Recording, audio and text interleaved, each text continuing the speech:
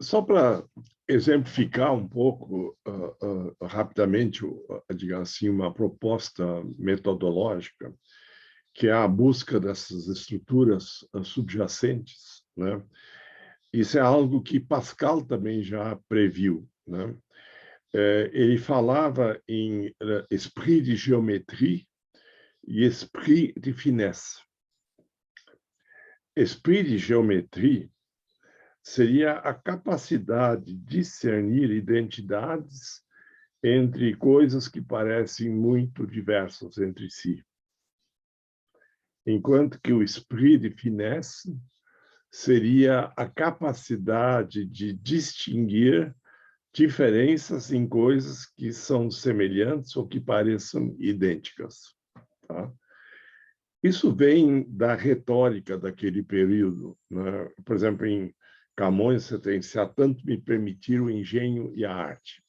O que ele chama de engenho aí é esse esprit de geometria, né, do Pascal, depois, que é, então, ver grandes blocos, ver as estruturas subjacentes ao pensamento, né? E o grande problema é a gente conseguir perceber as estruturas metafísicas que subjazem ao nosso pensar, né? E ao nosso sentir também, né? Ao modo de ver o mundo, né? E o esprit de finesse seria uma arte, quer dizer, a medicina, ela é, por um lado, uma ciência na medida em que estuda doenças, né? E é uma arte na medida em que estuda doentes, né? O que é peculiar para um não é necessariamente peculiar para outro, né? Um remédio que faz bem para um pode não fazer bem para o outro, né? E dentro dessa teoria de que nós estaríamos diante de uma revolução da medicina, em que alguns médicos, por exemplo, já me disseram que reconhecem, que seria uma espécie de medicina genética, em que o remédio seria feito de acordo com o perfil genético do paciente ao qual ele se destinaria. Tá? Então, você teria um remédio assim já armado para essas diferenças. Isso, na teoria psicanalítica, quem andou, de certo modo, e já indo há 60, 70 anos atrás nessa direção, foi Leopold Sonde, o pai de Peter Sonde. É um psicólogo que ninguém estuda aqui no Brasil, de origem lá de... na verdade, ele morava em Zurique, né? Eram judeus alemães, sobrenome Sonnenschein, que moraram em Budapeste e depois, por causa do antissemitismo lá, se refugiaram na Suíça, né? E lá eles foram presos depois pelos nazistas num campo de concentração, mas conseguiram escapar trocados por gasolina. Ele e o filho dele, Peter Sonde, né, que era de 1929. Bom, o Leopold Sonde propunha, né, que, assim como a nossa carga genética determina que nós tenhamos uma determinada cor de pele, cor de cabelo, cor de olhos, formato de rosto, né, formato de corpo, altura e assim por diante. E nós não temos escolha diante disso. Claro que você tem, né, uma parte da medicina aí que faz cirurgias plásticas, tal, entendeu? E que tem sendo o setor que mais se desenvolveu, né? E quer, no fundo, impor a vontade sobre a genética, né? E nós temos a tendência de achar que isso ficaria reduzido à dimensão corpórea, né? E a tese do Leopold Sonde, já por volta de 1940, 45, por aí, era que nós também somos não só condicionados, mas determinados geneticamente na escolha da profissão, na escolha dos amigos, no tempo de vida que a gente vai ter, né? nas preferências sexuais, nas pessoas com que a gente vai conviver, com que vai casar e assim por diante, se vai ter filhos ou não vai, sabe? Em alemão se chama, eu tenho alguns livros dele aí, Schicksalsanalyse, a análise do destino. E ele passou a fazer realmente estudos, pesquisas sistemáticos sobre perfis, pegando, inclusive, por exemplo, o determinismo genético em doenças psicológicas. Né? Eu acho que o filho dele, o Peterson, andou partindo disso para estudar a questão da tragédia. Né? Tem brilhantes ensaios sobre o trágico, né? A tese de docência dele é sobre isso, né?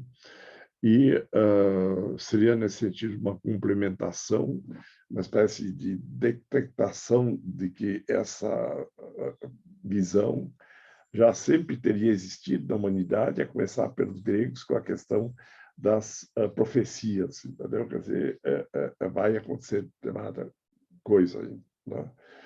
Bom, talvez a coisa seja um pouco mais complexa, porque dizem hoje que essa carga genética é como se fosse uma espécie de instalação elétrica de uma casa, em que a lâmpada acender ou não depende de você mexer num botão para ligar ou desligar, entendeu? Então, você pode ter a carga genética e ela não ser ativada. Né? E tem a questão de combinação dos elementos recessivos, etc. Bom, é provável que a medicina do futuro, mas que já está, de certo modo, presente hoje em dia, se modifique muito em função dessas análises de cargas genéticas. Bom, esse último filme do 007, que não é feito por gente besta, né, ele é uma continuação do filme anterior que eu só vi na televisão, chamado Spectre, o Espectro, né, que é sobre uma... É de 5 anos atrás, pelo que me lembro, é sobre uma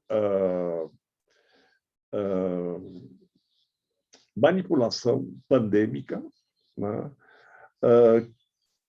organizado por laboratórios dominados por gangues internacionais, né, e que vão tanto provocar as epidemias quanto apresentar modos reais ou supostos de cura. E vejam bem, de certo modo, você tem nesse filme Spectre uma profecia do que está acontecendo no último ano e meio no mundo. Né?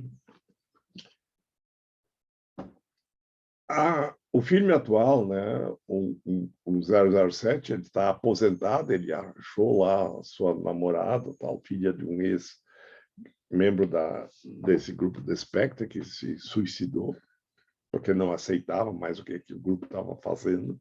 Tinha havido uma degeneração dos propósitos iniciais do grupo. Ele quer viver sozinho e distante. Né?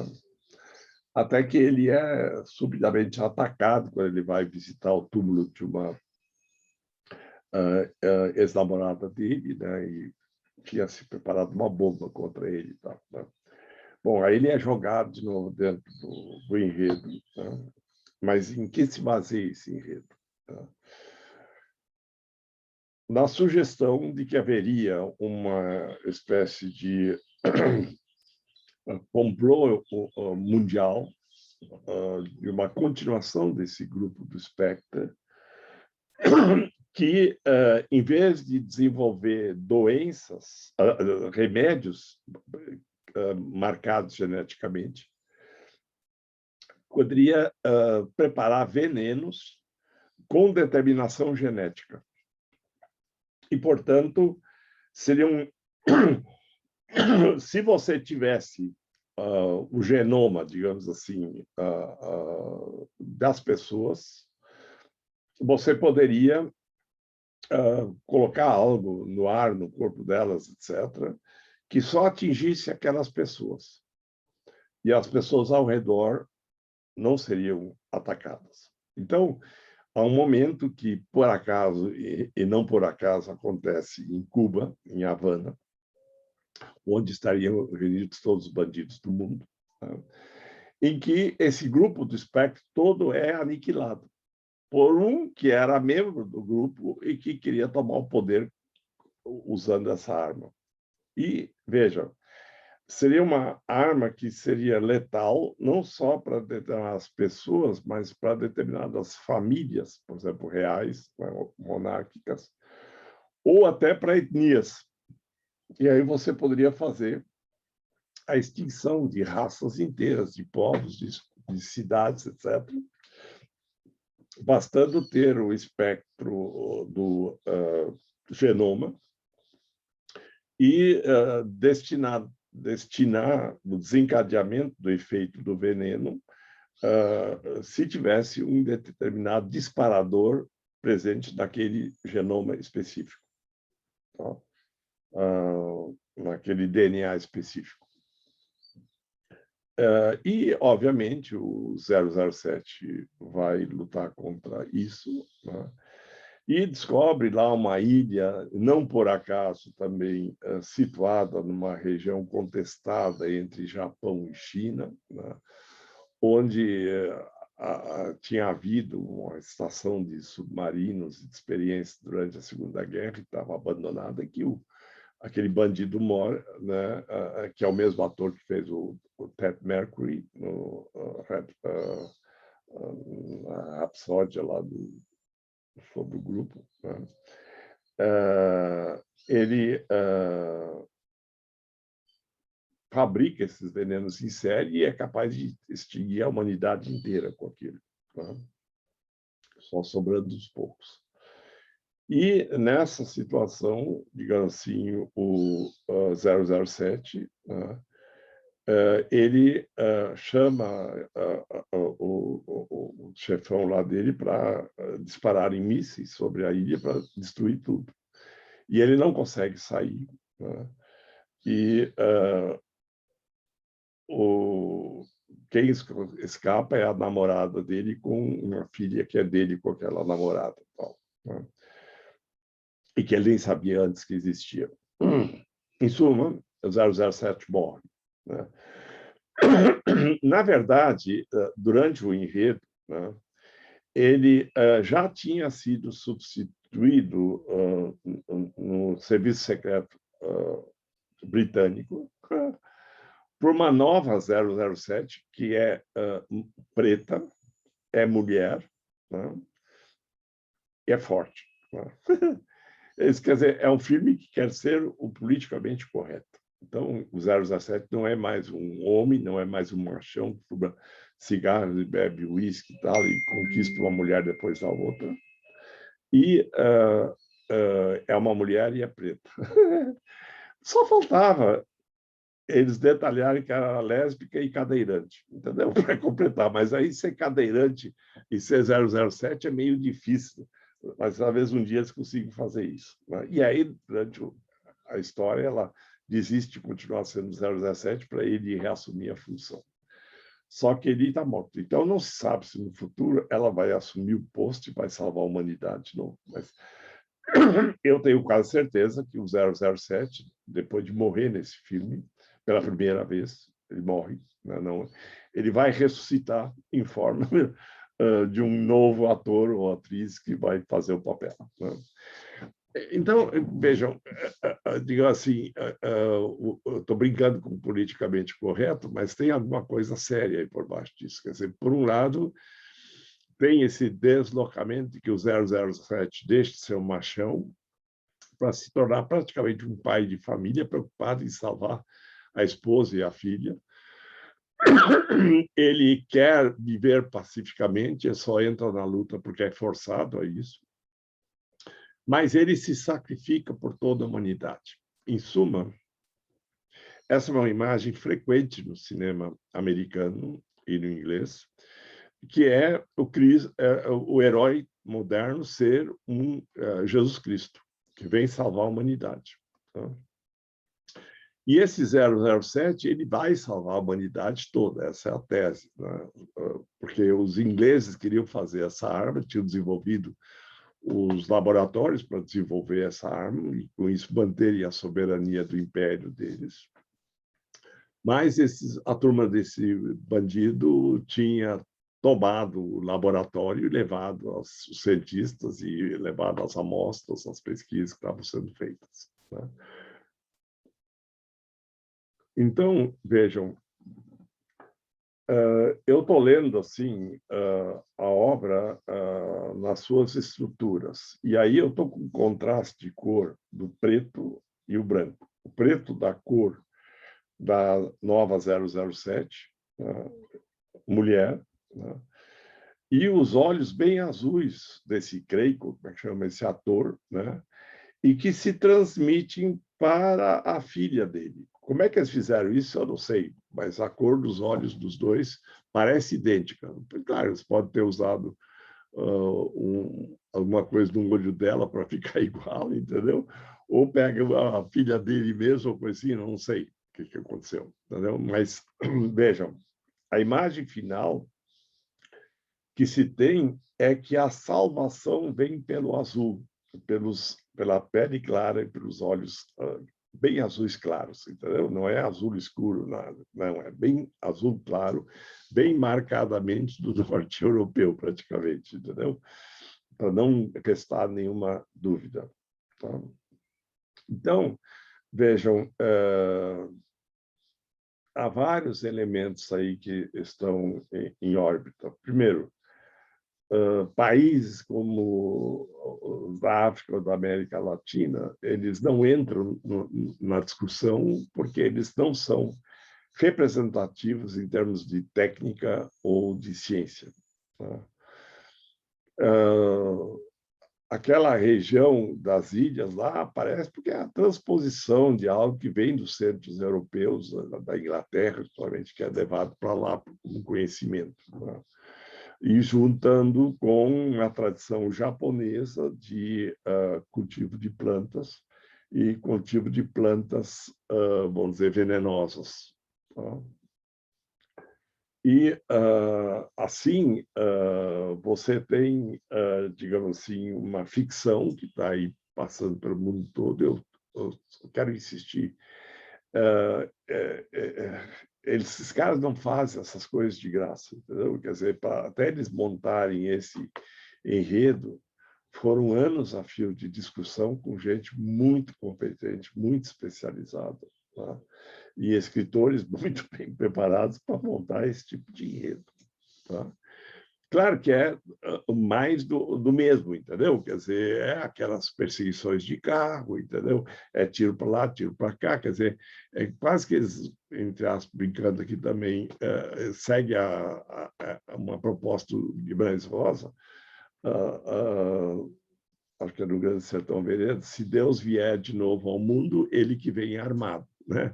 E o 007 é um Cristo que vem armado, entendeu? Quer dizer, ele dá tiro para tudo quanto é lado, dá soco, mata a gente para torta e direito, com a ajuda de outros, etc. Mas ele mata para salvar a humanidade. Né? Então, mas ele no fim acaba morto, né? Ele é uma espécie de Cristo moderno, né? Mas um Cristo épico e ao mesmo tempo se mantém uma espécie de tom trágico que nunca existia antes, entendeu? Que esse é o lado novo que é introduzido. Em termos de gênero, esses filmes todos eram de natureza, vamos dizer, épica, né? Mas agora, dessa vez, você tem o filme montado, digamos assim, como se fosse uma grande tragédia, porque o mocinho morre no final, entendeu? Quer dizer, eu já ouvi de pessoas dizerem que choraram no fim do filme, entendeu? Né? Mas, sem querer estragar a diversão de vocês para o filme, mas eu estou querendo propor que a gente examine essas questões de estruturas profundas que estão por baixo disso. Tá? E esse tema filosófico da vontade, né, como sendo o tema central, tá? Quer dizer, você tem duas vontades, né? Tem a vontade do Império da Rainha Britânica, tá? Com comparsas da CIA americana, entendeu? Que depois traem e são traídos, entendeu? Não são confiáveis, o filme é em inglês. Tá? Então, os americanos não são tão bons quanto a matriz britânica. Tá? E, ao mesmo tempo, você tem esse jogo de cores, né, do como é que vai ser representada a salvação. Eu estou insistindo nisso porque lembra que a gente discutiu as figuras da pintura italiana, o modo como Cristo era representado, né? E a tendência foi dele ser representado com olhos claros, entendeu? E cabelo loiro, tá? No Renascimento italiano, sendo que muito provavelmente o Cristo real, se era judeu da época, não era loiro nem tinha olhos claros, né? Bom, então, veja, essa noção de ressuscitar depois da morte, que é outro tema aí presente, ele não é um tema novo, né? Ele é central no Novo Testamento, mas, pelo que se sabe, quando o Júlio César morreu, né, poucas semanas depois da morte dele, circulou muito em Roma o boato de que ele teria ressuscitado. E por quê? Porque ele era um Deus. Ele foi, vamos dizer, colocado pelo Senado como Deus. Tá? E ele, claro, depois outros tentaram, Calígula, etc., e houve uma perversão em cima da outra depois. E se vocês pegam aquele romance do Crátilo, que eu já citei, não de Cárito, não de Crátilo, Cárito, que eu já citei para vocês, né? É também sobre uma mocinha que casa e o noivo dela acorda durante a noite, ela está caminhando pela casa e ele acha que é um assaltante e dá-lhe uma porrada tal que ela morre, né? Aí ela é enterrada solenemente, né, no jazigo da família, do pai dela, né? E ele pede para ser julgado e ser condenado ao crucifixo, né? Porque ele se sente culpado pelo que aconteceu por acidente. E, à noite, depois, que ela foi enterrada,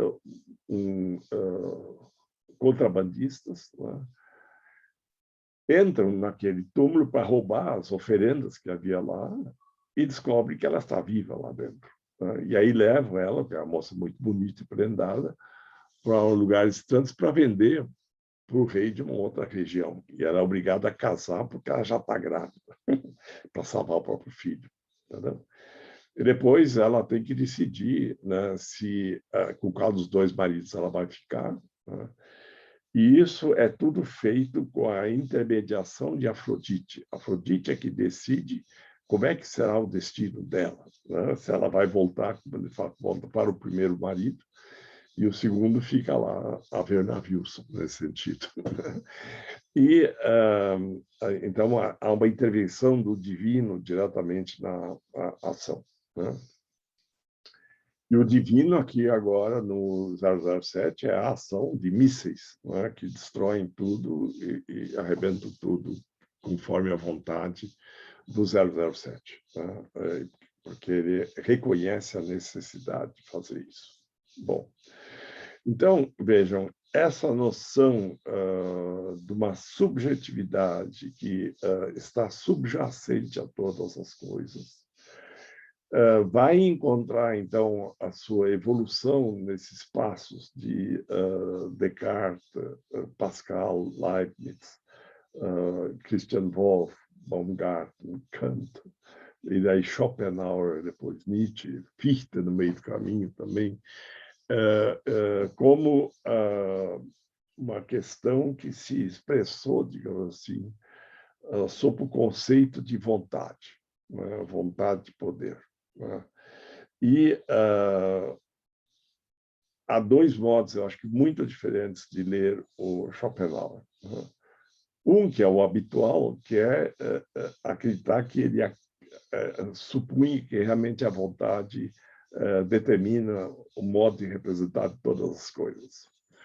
O outro modo, que seria, vamos dizer, desconstrutivista, que seria de ele mostrar como é que a vontade humana interage nas coisas e faz com que a gente veja as coisas de um determinado modo, porque quer ver daquele modo, sabe? Elas não acontecem por acaso, né? Essas visões, elas ocorrem porque se quer que as coisas sejam como a gente quer, entendeu? Então, no fundo, seria a vontade. Tá? O Nietzsche, que foi um discípulo de Schopenhauer, retomou essa questão da vontade com a correção que ele acrescentou, não é simplesmente uma vontade. Ele chamou isso de Wille zur Macht. Wille é vontade. Tá? Que é o termo que o Kant também usa. Wille também em Schopenhauer. Tá? To will, em inglês. Agora, ele diz que é vontade para o poder. Wille zur Macht. Uma vontade, não é vontade de poder, é vontade direcionada para o poder. Tá? É uma vontade de dominar, sabe?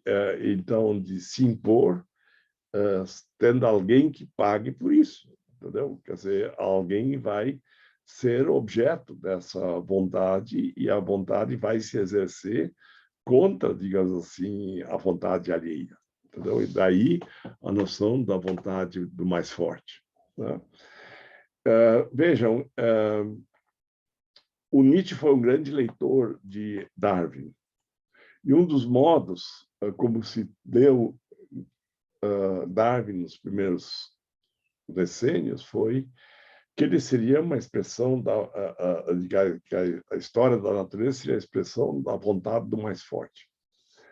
Mas não é isso que o Darwin diz. Né? Ele vai dizer a sobrevivência do mais apto. Né? Então, se lá nas Ilhas de Galápagos você tem um determinado tipo de pássaro que fica separado dos outros e cada um desenvolve um bico de um determinado comprimento, mais curto ou mais longo, em função das flores que existem no lugar terem o néctar mais acessível ou menos acessível, você tem vários modos diferentes de interpretar isso. Teria um modo, vamos dizer, divino, de achar que Deus ou a divina providência faz com que se tenha o animal mais apto lá, né? Ou você tem a sobrevivência do mais apto. Tá? O mais apto não é necessariamente o mais forte. Tá? Por exemplo, dinossauro. Por que os dinossauros maiores morreram? Porque, claro, houve um cataclisma, né? E a Terra ficou coberta de nuvens durante 2, 3 anos e a temperatura baixou muito, né? Mas também porque a alimentação deles era muito restrita e eles precisavam de muita comida. Esse é o ponto assim, que o Nietzsche vai levantar sobre essa questão. Né? Então, quanto mais especializado for o ente, quanto maior ele for, mais ele depende daquela alimentação. Ele usa isso, inclusive, para falar do gênio, entendeu? Quer dizer, o gênio seria um espírito diferenciado que precisa de uma alimentação toda especial e condições de sobrevivência, senão ele morre. Né? E a maior parte dos gênios morre sem ter conseguido produzir nada genial. Né? Mas vejam, o problema do rabo do fazão, né? Pfaueninsel, Pfauen em alemão, né? você tem a fêmea que é feia, entendeu? Quer dizer, ela é discreta, quase não aparece, mas o macho abre um leque enorme no rabo. Por que ele tem esse rabo desse tamanho? Tá? Aí você tem duas hipóteses. Uma, a hipótese estética, de que as fêmeas sempre preferiram os machos com o rabo maior. Era mais bonito. Né? E, com isso, procriaram com aqueles que tivessem rabo maior, e, com isso, a genética do rabo maior foi se transmitindo, e ao longo de milhares de gerações, o tamanho do rabo ficou maior e o macho se distinguiu muito da fêmea. Bom, essa é uma hipótese. Mas se eu pegar uma girafa, por exemplo, a girafa é um animal assim esdrúxulo, né? Quer dizer, não é uma zebra. É uma zebra que deu zebra. Mas como é que surge? Né?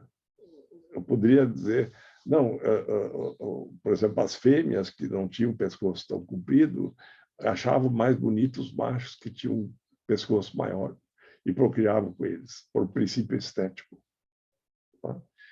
A outra hipótese é que essas girafas com o pescoço maior, elas podiam comer perto do solo, beber água no solo, mas elas alcançavam, na época da seca, as folhas nos patamares mais altos das árvores. Folhas que já estavam comidas para aqueles que tinham, aquelas girafas que tinham o pescoço menor. Portanto, sobreviviam à época de secas, né, as girafas com o pescoço mais comprido. Assim como, por exemplo, diante do lince, né, o predador, o lince, seria assustado mais por um rabo maior, com muitos olhos, que parecia que ser vários animais juntos ao mesmo tempo, no rabo do pavão, né? E aí ele fugiria, ou pegaria o macho com o rabo menor. Né? E, então, o macho que sobrou, que seria esse com o rabo maior, teria condições de transmitir a sua genética adiante. Né? Vejam, em muitas espécies de animais, as fêmeas são disputadas por dois machos que ficam dando marradas um contra o outro, e o que for mais forte fica com todas as fêmeas e o outro vai ter que ir embora. Né? E, então, é ele que vai transmitir a genética. Né? No caso de leões, o macho vencedor mata os filhotes do macho anterior para induzir as fêmeas a procriarem com ele. Né? Então, vejam, a questão é que com que critério a gente está pensando essas coisas aqui todas. Né? E, vejam, chamar a atenção de novo, né? O Nietzsche disse que a definição mesma da verdade, como sendo a adequação da coisa ao intelecto, ela mesma é falsa. Né? Porque esse ad equum, ao mesmo, ao igual, né? Aquilo que seria no intelecto e aquilo que as coisas seriam, nunca seriam iguais. Tá? Portanto, a própria definição da verdade é falsa. Tá? Mas eu acrescentaria hoje que nós teríamos de pensar um outro vetor aí, que é que essa igualação que o Nietzsche estava assim desconfiando, né, era para os escolásticos, mesmo que eles não dissessem, né, era a adequação ao intelecto divino, sabe? E do qual a igreja é que seria, digamos assim, a representação na Terra e a instância confiável da Terra. Daí a tese da infabilidade papal.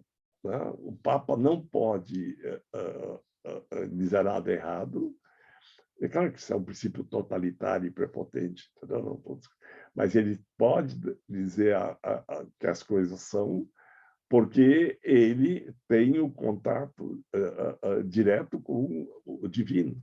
Né? Essa é uma tese que, hoje em dia, a própria igreja não quer mais repetir, né? Mas ela se baseou nisso durante séculos e mais séculos. Né? E, portanto, toda parte se vê pessoas aí, por exemplo, eu vejo ainda hoje, né? Cara aí de mineiro dizer, não, lá na minha cidade tinha uma santa que vivia de comungar uma hóstia por dia e não comia mais nada, e não bebia mais nada. Isso não é verdade, isso é fake. Né? E o cara é contra o Bolsonaro, entendeu? Ele não é um bolsonarista. Mas ele acredita nas mesmas coisas que os bolsonaristas acreditam. Né? Então, está rodando agora nas redes sociais, aí, mandados pelos grupos bolsonaristas, um grupo lá recebendo hoje o presidente aos gritos de mito, mito, mito, entendeu? E só faltando se ajoelhar na frente dele, entendeu? E ele fazendo lá continência para um veterano de guerra, entendeu? Então, é essa a adoração que tem, né? Ou outro dizendo, bom era o tempo do Geisel. Né? Pô, a gente sabe que, por documentos americanos que apareceram, que Geisel e Médici autorizaram a partir do palácio o assassinato de adversários políticos presos pelo Estado. A obrigação do Estado é zelar pela vida dos presos dele, mas eles não foi feito e eles acham que isso é maravilhoso e querem isso também. Eu não consigo aceitar isso. Então, veja, a questão é de que há uma vontade aí presente na igreja de que aquilo que ela diz é verdadeiro porque estaria adequado ao que estaria na mente divina. E aí a pintura que mostra isso, a igreja que mostra isso, a escultura que mostra isso, aquilo que estaria na mente divina, e pode ser o nascimento de Cristo, pode ser a crucificação de Cristo, pode ser a Pietà, pode ser, sabe, um milagre lá numa cidadezinha italiana, da hóstia começar a sangrar. Tudo isso pode ser visto como uma expressão de uma vontade, que seria a vontade divina.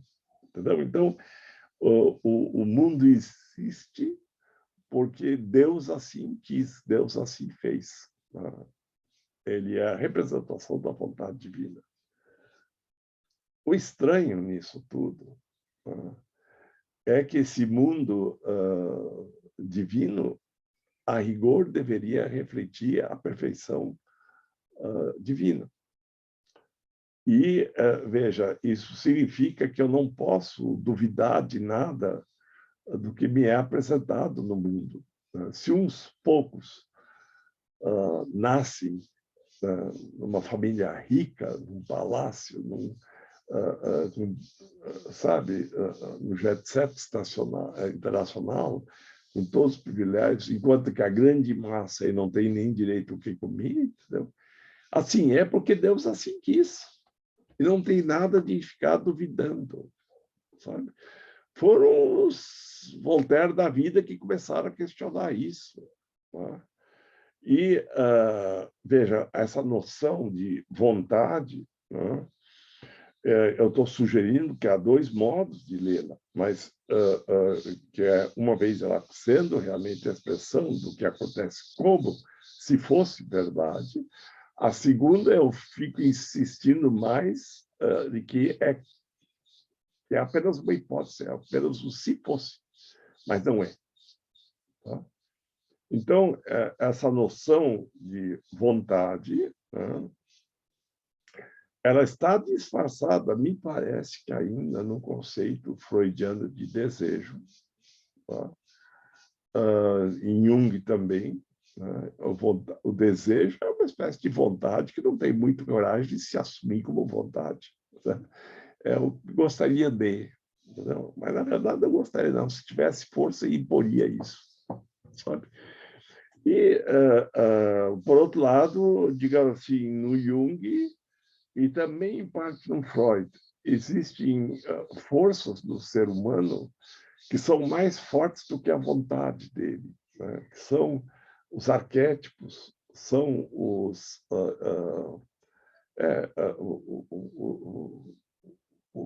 o mito do Édipo, né, de que ele vai querer odiar o pai e querer a mãe só para si, entendeu? Quer dizer, isso seria mais forte que a vontade do sujeito. Mas é a vontade, então, vou dizer, dessa instância arquetípica, sabe? Mas nem por isso deve ser uma vontade. Quando o Lacan fala em pulsões, é, no fundo, a mesma coisa. São impulsos que existem lá e que querem se expressar como vontade. Agora, o próprio Nietzsche tem, embora ele sempre seja visto como filósofo da vontade de poder, que, na verdade, é vontade para o poder, é vontade para poder, essa vontade tem uma finalidade, ela tem uma intencionalidade. Essa vontade, ela, no Nietzsche tardio, passou a ser um problema. Ele diz nos fragmentos do espólio dele, em mais de um momento, que essa noção de vontade, ela, primeiro, ela não é restrita ao ser humano. Tá? Então, um protozoário é o exemplo dele, né, que se sente atraído por coisas que o beneficia e se afasta daquilo que lhe pode ser nocivo, ele tem inteligência, vontade e afeto. Né? Mas também, diz ele, um asteroide, né, uma lua, né, que atrai um asteroide, ela tem discernimento e tem entendimento, portanto, pela força da gravidade, tem vontade de aderir e ela exerce essa vontade. Né? Ela tem afeto e tem decisão. Né? Então, mas, por outro lado, diz o Nietzsche, essa noção de vontade ela é muito simplória. Porque se eu examino melhor o que é a vontade, ela é cheia de contradições. Né? Ela tem elementos dentro dela em que o sujeito quer fazer certas coisas, né? Mas tem outras instâncias que diz que ele não deve querer. Né? Tem um cálculo de probabilidades de que, se eu quiser fazer tal coisa, eu vou arriscar perder tais e tais outras coisas. Né? Tem coações interiores, quer dizer, vontades inconscientes que são mais fortes do que a vontade consciente. Tá? Então, essa noção de impulsos e forças contraditórias, né? Pulsões inconscientes e conscientes, né? Repressões sociais ou interiores, psicológicas, né? Faz com que aquilo que seja chamado de vontade seja resultante de um paralelogramo de forças contraditórias, que é, no fundo, o modo como Freud analisa o sonho. Né? O sonho sempre é a expressão entre um impulso de querer dizer certas coisas e uma pulsão para não dizer aquilo, para não formular aquilo. Né? Então, vejam, embora o Nietzsche seja rotulado como filósofo da vontade para o poder, ele, no fim, estava destruindo esse tipo de argumento. Né?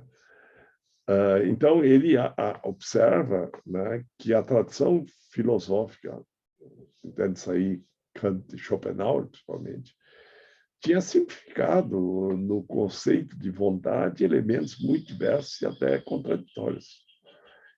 Então, a mente, assim como o governo, não funcionam só em termos de uma vontade nítida e clara, bem articulada.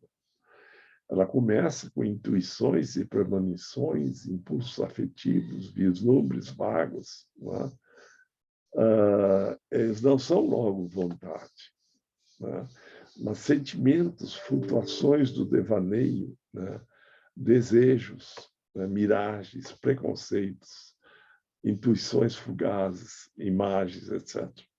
né? Então, nesse sentido, a vontade se fragmenta em diversos outros vetores, né? Portanto, de certo modo, o Nietzsche é o desconstrutor do conceito de vontade, e não aquele que leva o conceito de vontade até o fim, tá? E, vejam, se o conceito de vontade não é o que é dominante, ele acaba sendo um conceito, vamos dizer, encobridor daquilo que está subjacente, tá? Então, ele próprio não é verdadeiro.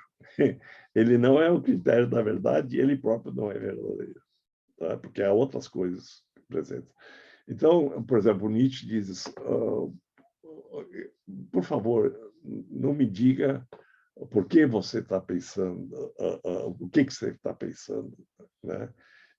Eu quero saber por que você está pensando isso, e não o porquê você está pensando isso conscientemente, mas quais são as suas razões inconscientes para pensar desse modo, tá? Então, vejam, nós temos aqui uma dimensão, vamos dizer, bem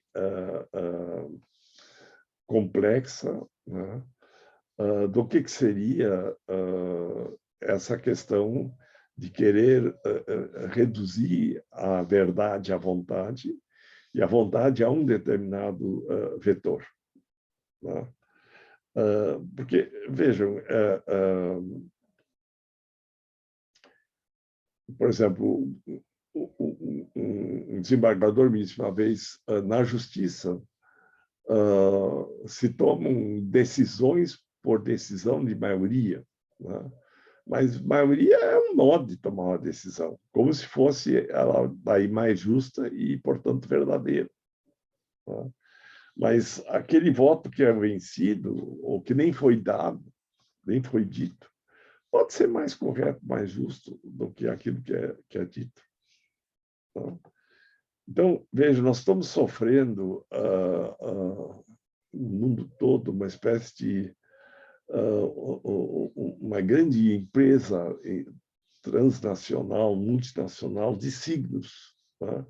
Na publicidade, nos filmes, nas séries da televisão, e somos, de certo modo,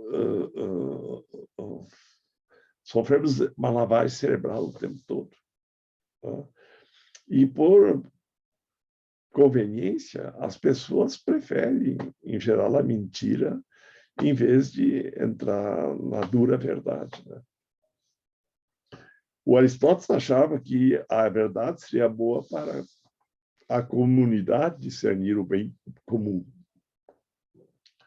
Mas veja bem, o totalitário acha que o bem comum é aquilo que ele acredita que seja o bem comum.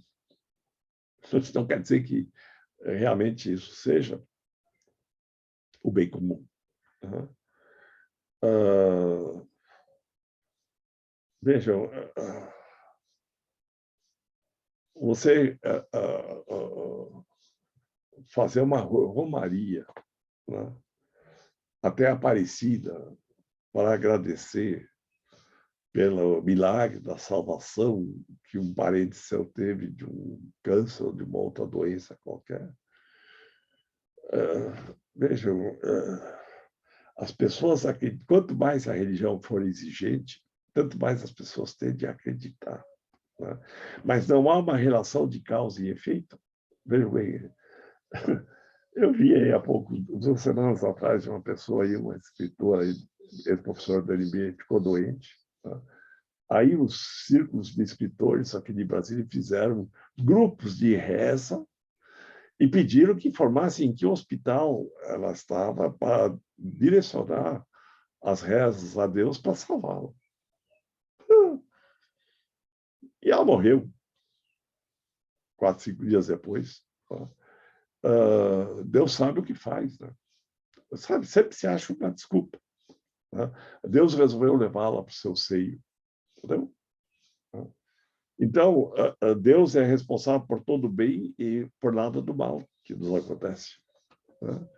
Então, vejam, a questão do princípio da razão suficiente, causa e efeito. Né? Se eu achar que eu fazer uma reza braba vai modificar o encadeamento dos fatos, né? Eu posso querer que seja assim, né?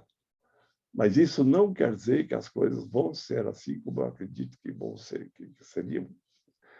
Se eu não acredito que vai ter efeito, ou, por exemplo, na ciência, eu faço 3 vezes a experiência. Uma pessoa que eu conheço fica doente. Aí eu faço uma determinada promessa e cumpro aquela promessa. E o desgraçado morre, sabe? Então, eu vou ter que, do ponto de vista científico, desconfiar que não há uma relação entre eu rezar e aquela pessoa se salvar. Não há uma relação de causa e efeito. Pode ser que eu diminua a minha angústia pessoal, a minha aflição e, principalmente, o meu sentimento de impotência, sabe? Por que as pessoas vão ver 007? Entendeu? Que é capaz de dar 30 tiros com a mesma pistola sem recarregar, que acerta um soco depois do outro e liquida as pessoas, que quebra o braço ou o pescoço do cara só com uma leve torção e tal, entendeu? No fundo, eu me entusiasmo com essa figura porque eu me identifico com ela, não porque ele seja igual a mim, mas porque ele é como eu gostaria de ser. Então, o herói é um substitutivo da minha impotência, da minha falta de capacidade de resolver por mim os problemas. Então, vejam, uma coisa é se eu procuro a razão suficiente das coisas, eu tenho que perguntar, num certo momento, por que eu estou concordando ainda com essas crenças, com essas práticas. Então, voltando à pergunta do Pascal, será que eu não tenho nada a perder? Ou o mínimo que eu tenho a perder é meu tempo para uma coisa que não vai ajudar nada, sabe? E, veja, vai fazer diferença se eu acredito que depois da morte eu vou ter o jeito de ir para o céu ou para o inferno, e eu não acreditar? Se tiver, não vou ser eu que vou decidir. Se não tem, eu só vou perder meu tempo em coisas que não têm sentido. Veja, é a mesma coisa que você tem na loteria. As pessoas não têm quase dinheiro, sacrificam o dinheirinho delas e compram o bilhete da loteria, com o argumento que, se não comprarem, nunca vão ganhar. Mas a chance delas ganharem é uma em muitos milhões de outros que compraram também. Ora, a chance prática é zero. Não? Quer dizer, uma vez em, vamos dizer, 10 milhões é igual a zero, na prática. Então, é melhor, porque eu não vou jogar 10 milhões de vezes. Sabe? E se eu jogasse 10 milhões, eu ganharia menos do que aquilo que eu fosse ganhar. Tá? Senão, o sistema da loteria não funcionaria. Tá? Ele funciona para dar lucro, do outro lado. Tá? Quem ganha na loteria sempre é o dono da loteria. Então, vejam, a probabilidade de ganhar é zero. Tá? Então, não é melhor eu comprar uma coisa para mim que eu preciso? Ou comprar um pão para o meu filho que está passando fome? Deixar de beber uma cerveja ou uma cachaça com a qual eu fico num estado de êxtase e acho que estou vivendo um pouco do céu na terra e que eu mereço isso, porque eu sou um cara bom. E com isso eu deixo o meu filho sem alimentação, sem roupas adequadas e por diante. Né? Então, sabe, essa questão da crença, da projeção do desejo, né, é uma diferença brutal na prática da vida das pessoas e das comunidades, sabe? Na organização das cidades da América Latina, todas elas foram construídas em torno de uma igreja. Por quê? Porque a Igreja Católica servia para espionar a ação dos representantes dos enviados em Portugal e Espanha. Entendeu? Foi essa a razão real. Né? E aí a crença era algo conveniente. E o confessionário era um modo de saber os podres de toda a sociedade. Né? Os luteranos jamais aceitaram esse tipo de jogada. Né? Então, só que, veja, quando se coloca isso, quando se diz isso, quando se expõe isso num texto, há uma reação muito negativa por parte de pessoas que se consideram esclarecidas. Então, vamos fazer um intervalo